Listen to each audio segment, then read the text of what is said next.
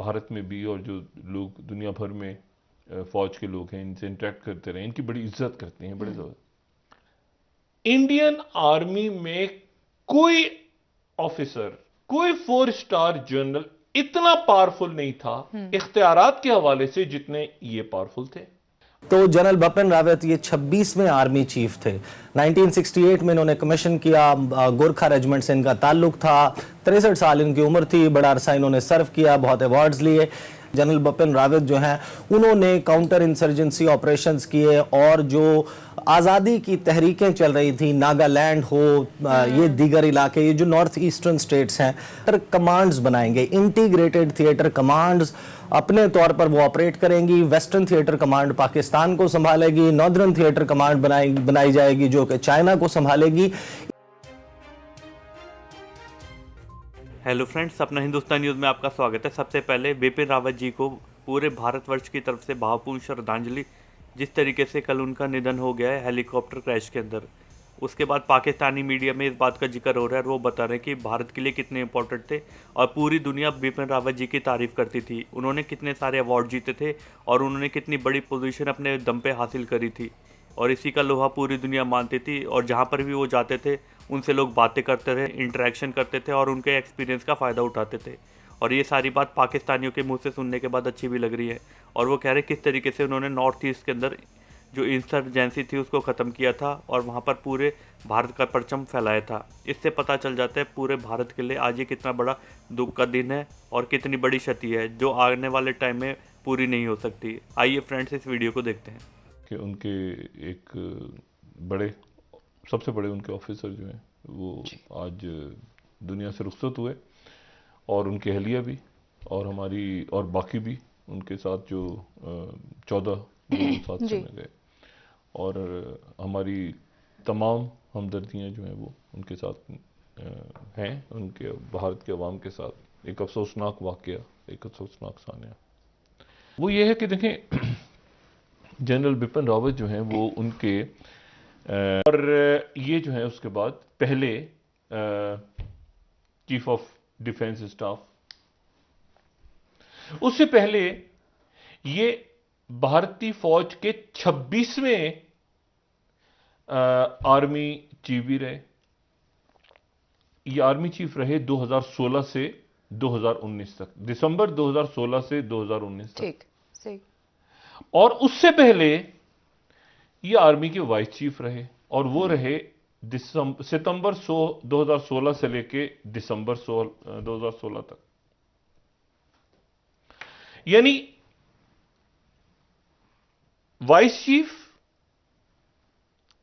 Army chief, फिर उसके बाद आखिरी जो ओहदा खत्म होता है वो होता है chairman chief of staff committee और फिर उसके बाद चीफ ऑफ डिफेंस स्टाफ। तो इनको आर्मी चीफ ना कहा जाए, वो जनरल नरवानी वो अलग है, ये आर्मी चीफ नहीं, ये उसका बड़ा होता है, ये खास होता इनके लिए क्रिएट हुआ। अच्छा, यानी इसका मतलब ये है कि वाइस चीफ से लेके ये जो ओहदा जिस पे जो चीफ ऑफ डिफेंस स्टाफ का, सीडीएस का, इन तमाम ओहदों पे इनकी जो इन्होंने जो अपनी तरक्की की फौज में, वो वजीर आजम नरेंद्र मोदी के दौर में की। ठीक। और 1947 से लेके 2021 तक इंडियन आर्मी में कोई ऑफिसर, कोई 4 स्टार जनरल इतना पावरफुल नहीं था इख्तियारात के हवाले से जितने ये पावरफुल थे। अब ये समझे कि ये जो हैं ये आर्मी चीफ भी थे, ये और ये एक ऐसी जगह पे थे जो आप समझे कि, यानी मैंने आपसे कहा ना कि ये एक शख्स थे जो कि तमाम तर जो फौज, न्यूक्लियर, यानी एनएसए भी कुछ नहीं थे इनके सामने। ये वन सिंगल मैन जो कि मोदी को उस वक्त से लेके अब तक, वजीर आजम मोदी को 2016 या उससे पहले से, यानी उनकी ये पिक थे। दूसरी बात ये है कि ये जहां एक बहादुर ऑफिसर, एक जाहिर है कि ज़हीन इनकी काबिलियत की बुनियाद पे इन्होंने तरक्की की, कॉम्पिटेंट रहे, बहुत आगे तरक्की की फौज में, और एक बड़ा इनके लिए एक सोग है भारत में भी, और जो लोग दुनिया भर में फौज के लोग हैं इनसे इंटरेक्ट करते रहे, इनकी बड़ी इज्जत करते हैं, बड़े ज़्यादा। आज भारत से एक अफसोसनाक खबर सामने आई है। भारतीय फौज के chief of defence staff Vipin Rawat और उनकी अहलिया हेलीकॉप्टर में सवार थे, जो कि हादसे का शिकार हुआ है। भारतीय रियासत तमिलनाडु में हादसा लैंडिंग से तकरीबन 10 मिनट पहले पेश आया है। हमारे साथ स्टूडियोज में हमें ज्वाइन किया है सीनियर जर्नलिस्ट ईसा नकवी साहब ने। ईसा, बहुत शुक्रिया, आपने प्रोग्राम को टाइम दिया। सबसे पहले तो मैं चाहूंगी आप ये एक्सप्लेन कीजिएगा, हमारे नाज़रीन को बताइएगा कि वाकया हुआ कैसे, किस तरह से हुआ। देखिए, हमारे इस हवाले से अभी क्योंकि इनिशियल स्टेज है और आज सुबह ये हादसा पेश आया, अभी जो नोन फैक्ट्स हैं हमारे सामने, कुल 13 लोग इस हेलीकॉप्टर में, MI-17 V5 हेलीकॉप्टर था जो कि इंडिया की एयरफोर्स की तरफ से फराहम किया गया था। इसमें 13 लोग सवार थे, 4 इसमें क्रू मेंबर्स थे, 9 पैसेंजर्स थे। उन 9 पैसेंजर्स में इंडिया के chief of defence staff general Bipin Rawat, उनकी अहलिया और दीगर अफराद शरीक थे। ये जहाज़ जो है वो लैंडिंग से 10 मिनट पहले आपने बताया वो गिरकर तबाह हुआ, और उसके बाद इनिशियली इतलात हुई आई कि कुछ लोग हैं 3 से 4 जिनको इंतहाई तशवीशनाक हालत में मुंतकिल किया गया, लेकिन अब हमारे पास ये तस्दीक आ चुकी है कि 13 में से 12 अफराद इसमें हलाक हो चुके हैं, जिनमें जनरल बिपिन रावत और उनकी अहलिया भी शामिल हैं। और जो इस सारे मामले में जो एक शख्स जिनका बताया जा रहा है कि वो बच गए हैं, वो ग्रुप कैप्टन वरुण सिंह हैं। वो डायरेक्टिंग स्टाफ थे जो डिफेंस सर्विसेज स्टाफ कॉलेज है, जहां पर बेसिकली जा रहे थे जनरल बिपिन रावत एक लेक्चर देने के लिए वहां पर स्टाफ कॉलेज में।